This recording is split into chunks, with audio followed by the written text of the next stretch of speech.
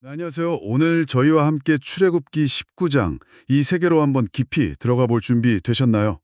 당신이 공유해 주신 자료 권혁철 목사님의 글이죠.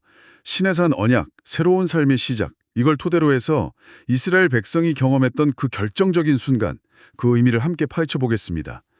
홍해를 건너고 또 광야에서 여러 시련들을 겪은 이스라엘 백성이 드디어 신의 산 앞에 서는 장면인데요. 보통 출애굽하면 그 극적인 탈출 장면, 이걸 많이 떠올리는데 이 다료는 오히려 신의 산 도착야말로 진짜 새로운 시작이다. 이렇게 강조하더라고요. 네, 그러니까 단순한 해방, 그 이상인 무언가가 여기서 시작된다는 거죠. 과연 그게 뭘지 오늘 그 핵심을 한번 찾아 나서 보겠습니다. 좋습니다. 이제부터 본격적으로 한번 탐구를 시작해 볼까요? 네, 정말 중요한 지점입니다. 그 출애굽기 19장은 마치 한편의 드라마에서 보면 극적인 일막, 그러니까 탈출이 끝나고 나서 주인공의 어떤 정체성, 그리고 앞으로 나아갈 길이 밝혀지는 이막이 시작되는 것과 같다고 할 수 있어요. 애굽에서의 나옴, 그 이후에 어떻게 살아갈 것인가에 대한 이야기가 이제 본격적으로 펼쳐지는 거죠. 아, 그러네요. 자료를 보면 애굽 탈출하고 정확히 3개월 만에 시내산에 도착한다고 하잖아요. 근데 이 장소가 하나님께서 처음 모세를 부르셨던 바로 그곳이라는 점, 이게 참 흥미롭습니다. 뭔가 단순한 지리적인 도착, 그 이상의 의미가 담겨 있는 것 같아요.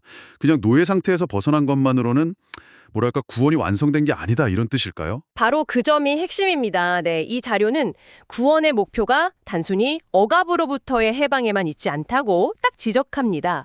그보다 더 궁극적인 목표는 하나님과의 관계 설정, 그리고 새로운 삶의 방식 제시, 여기에 있다는 거죠. 생각해보면 자유가 주어졌다고 해서 저절로 의미 있는 삶이 펼쳐지는 건 아니지 않습니까? 그쵸. 무엇을 위해서 또 어떻게 살아야 할지에 대한 어떤 방향, 그게 필요한 거죠. 신의 산 언약은 바로 그 방향을 제시하는 첫걸음인 셈입니다. 그렇군요. 자유가 끝이 아니군요. 그 자유를 가지고 누구와 함께 또 어떻게 살아갈 것인가 하는 질문으로 이제 이어지는 거네요.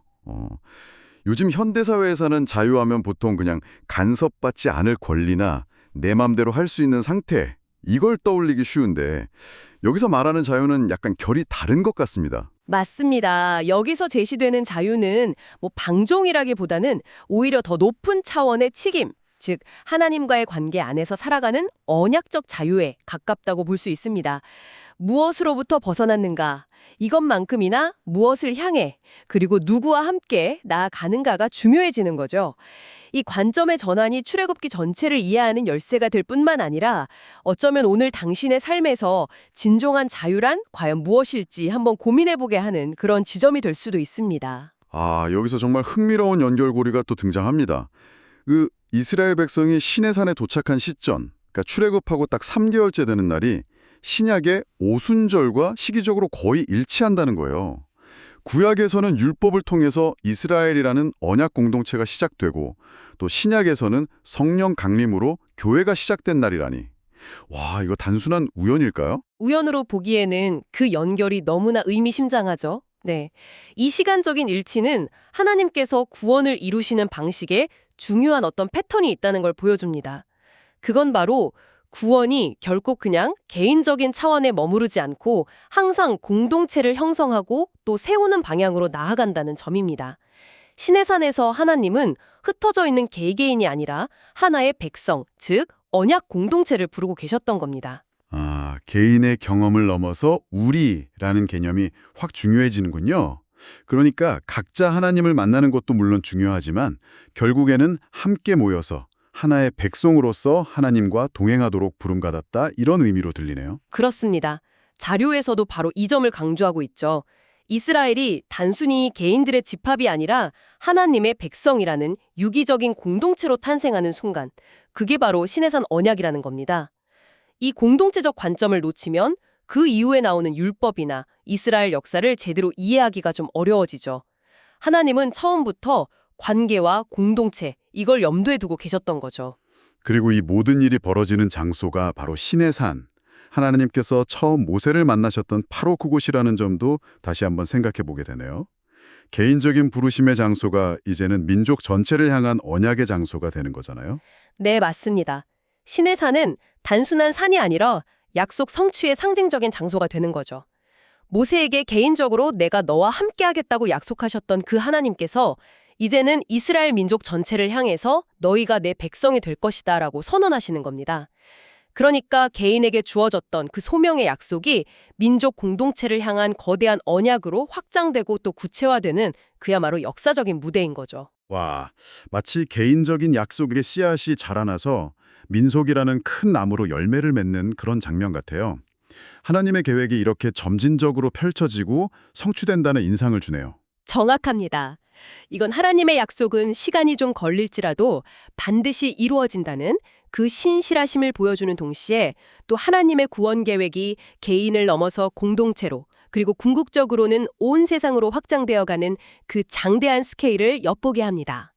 이 이야기 속에서 우리는 하나님의 약속이 얼마나 신뢰할 만하며 또 얼마나 큰 그림 속에서 이루어지는지를 배우게 되는 거죠. 자, 이제 하나님께서 이스라엘 백성에게 구체적인 제안을 하시는 장면으로 넘어가 보겠습니다. 너희가 내 말을 잘 듣고 내 언약을 지키면 이라는 조건으로 시작하는데요. 근데 이게 뭐 일방적인 명령이라기보다는 먼저 구원해 주신 그 은혜를 바탕으로 한 초대 혹은 제안의 성격이 강하다는 점이 눈에 띕니다. 그리고 이 제안을 받아들일 때 주어지는 세 가지 정체성이 정말 놀라운데요. 자, 하나씩 자세히 좀 들여다볼까요? 첫 번째가 하나님의 소유, 세굴라. 이게 그냥 하나님 것, 이 정도가 아니라 왕이 특별히 아끼는 보물, 나만의 소중한 것 이런 의미라고 하더군요. 온 세상이 다 하나님의 것이지만 그중에서도 이스라엘을 특별한 보물로 삼으시겠다. 이건 정말 파격적인데요. 네, 맞아요. 그 세굴라라는 단어가 단순한 소유가 아니라 아주 지극히 개인적이고 애정어린 관계를 내포하고 있습니다.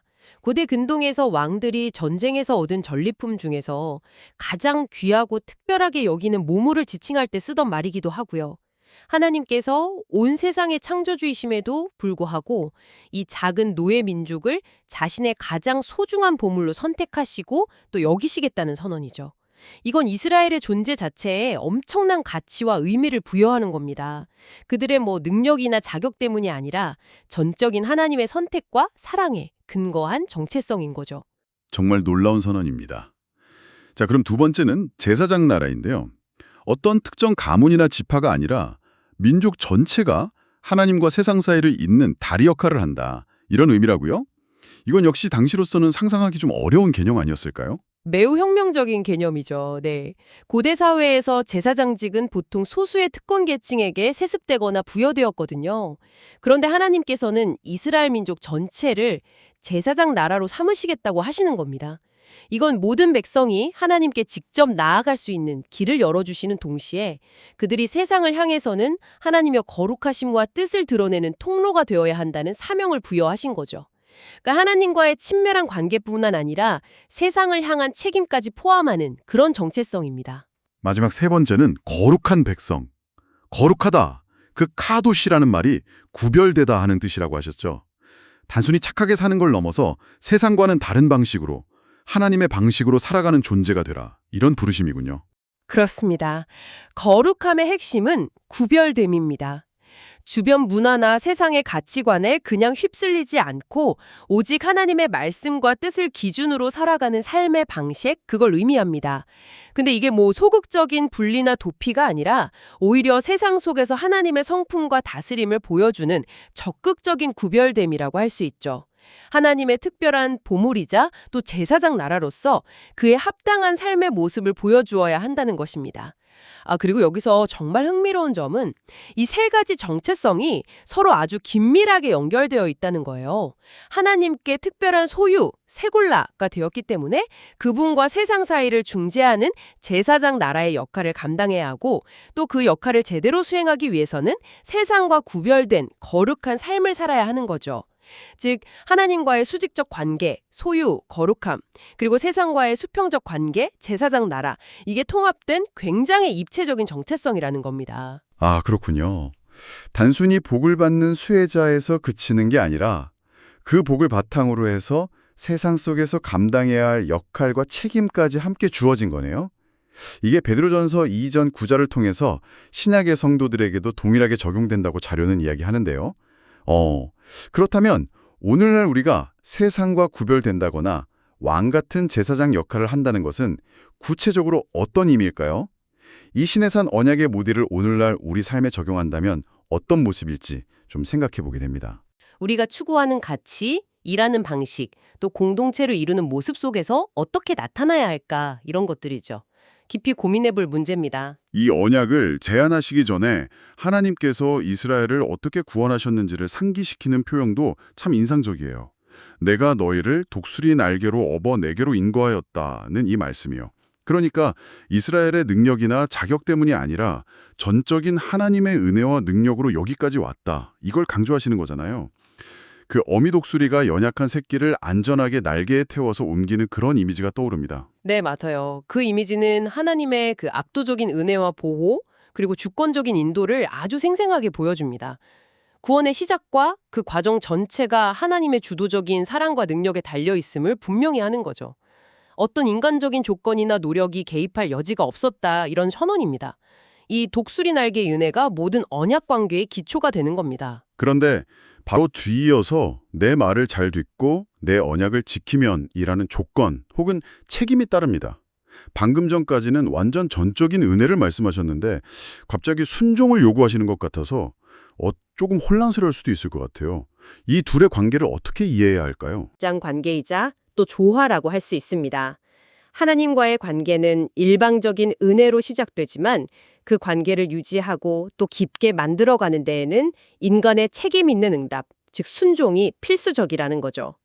구원은 값없이 주어졌지만 구원받은 자의 삶은 결코 방종이나 자기 마음대로 사는 것이 아니라 오히려 그 은혜에 감사하면서 하나님의 뜻에 기꺼이 따르는 삶으로 이어져야 한다는 겁니다. 그러니까 은혜가 관계의 문을 열어주었다면 순종은 그 관계 안에서 함께 걸어가면서 교제를 나누는 방식이다 이런 거군요. 어느 한쪽만 강조하면 균형을 잃기겠네요. 맞습니다.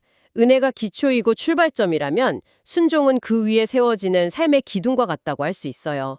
은혜는 우리를 하나님의 백성으로 만들어주지만 순종은 우리가 하나님의 백성답게 살아가도록 이끕니다. 이 둘은 분리될 수 없는 동전의 양면과 같다고 할 수 있습니다. 구원이란 책임 없는 자유가 아니라 사랑에 기초한 기쁨의 순종으로 나아가는 여정임을 보여주는 거죠. 이 균형을 이해하는 것이 시내산 언약의 중요한 통찰 중 하나입니다. 자, 오늘 나눈 이야기들을 한번 정리해 보겠습니다. 출애굽기 19장은 이스라엘 백성이 단순히 예굽이라는 물리적인 속박에서 벗어난 것을 넘어서 하나님의 백성이라는 새로운 정체성을 부여받고 하나님과 깊은 언약 관계를 맺는 결정적인 전환점이었습니다. 하나님의 소중한 보물 세굴라, 제사장 나라, 거룩한 백성이라는 정말 놀라운 신분을 약속받았죠. 그리고 이 모든 것은 독수리 날개 같은 전적인 은혜로 시작되었지만 동시에 내 말을 듣고 언약을 지키는 그런 책임 있는 순종을 통해서 그 관계를 누리고 살아가는 것임을 배웠습니다. 그렇다면 이 모든 여정이 오늘 당신에게는 어떤 의미로 다가오시나요? 이 자료의 관점에서 보면요. 시내산 언약 체결은 어쩌면 그 홍해를 건넌 사건보다 더 근본적인 구원의 사건이라고 볼 수도 있습니다. 왜냐하면 이스라엘이 비로소 누구의 소유가 되고 또 어떻게 살아갈 것인가에 대한 방향을 설정하는 순간이기 때문이죠. 과거의 그 노예 상태로부터의 해방을 넘어서 미래를 향한 하나님의 은혜로운 초대장이자 삶의 청사진이 주어진 셈입니다. 중요한 것은 이 정체성들이 우리의 어떤 노력으로 쟁취하는 게 아니라 은혜로 주어진다는 사실, 하지만 동시에 그 정체성에 합당하게 살아가는 순종을 통해서 비로소 그 복을 온전히 누리게 된다는 점입니다. 출애굽은 여정의 시작일 뿐이고 진정한 의미의 새로운 삶은 바로 이 시내산에서 시작된 언약 관계 안에서 말씀을 따라 살아가는 것임을 이 장은 힘주어 말하고 있습니다. 오늘 저희와 함께 출애굽기 19장의 깊은 의미를 탐구해 주셔서 감사합니다. 이 이야기들이 당신에게 새로운 통찰과 또 생각할 거리를 안겨드렸기를 바랍니다. 마지막으로 자료에서 명시적으로 다루진 않았지만 함께 고민해 볼 만한 질문 하나를 남기면서 마무리할까 합니다. 이스라엘이 제사장 나라로서 하나님과 세상을 중재하는 역할을 받았다고 했는데요. 혹시 하나님의 소중한 보물로서 그리고 세상과 구별된 거룩한 백성으로서 살아가는 그 존재 방식 자체가 별다른 행동 없이도 세상을 향한 강력한 메시지, 일종의 존재론적 중재 역할을 할 수 있지는 않을까요? 굉장히 흥미로운 질문이네요. 그러니까 적극적인 가르침이나 예식 집행 같은 그런 역할 외에 그들의 다름, 즉 세상의 방식과는 구별된 삶의 모습, 그 자체가 사람들에게 어떤 호기심을 불러일으키고 보이지 않는 하나님에 대해서 생각하게 만드는 통로가 될 수 있다. 이런 말씀이시군요. 네, 맞습니다. 왜 저 사람들은 저렇게 살까? 무엇이 그들을 다르게 만들까? 하는 그런 질문을 던지게 만드는 것만으로도 세상과 하나님 사이의 간극을 좁히는 역할을 할 수 있지 않을까 하는 생각입니다. 명시적인 중재 역할 외에 거룩한 백성으로 존재하는 것 자체의 힘은 무엇일지 한번 곱씹어 보시면 좋겠습니다. 오늘 탐구는 여기까지입니다. 함께해 주셔서 진심으로 감사합니다. 다음번에 또 다른 흥미로운 자료로 당신을 찾아뵙겠습니다.